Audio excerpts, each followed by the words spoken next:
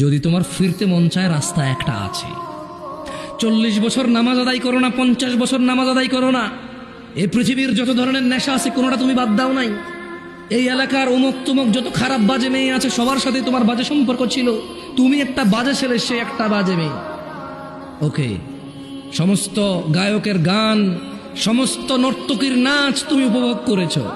শোনো, 40 বছরের অপরাধ, 50, 60, 70-এর অপরাধ, শোনো রাস্তা একটা আছে। ও বোন, ও ভাই, রাস্তা একটা আছে, আমি বলে দিয়ে যাই।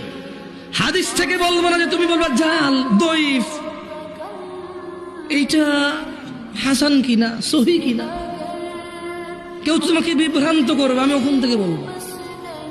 আমি তোমাকে কোরআন থেকে বলবো, সূরা ফুরকানের আয়াত থেকে। তিনি সুবহানাহু ওয়া তাআলা বলছেন, এই পৃথিবীর, এটা শুধু মুসলমানদের জন্য না, কিন্তু এটা শুধু মুসলমানদের জন্য না, এই পৃথিবীর সবার, সব অপরাধীর জন্য। তিনি বলছেন ইল্লা মান তাব,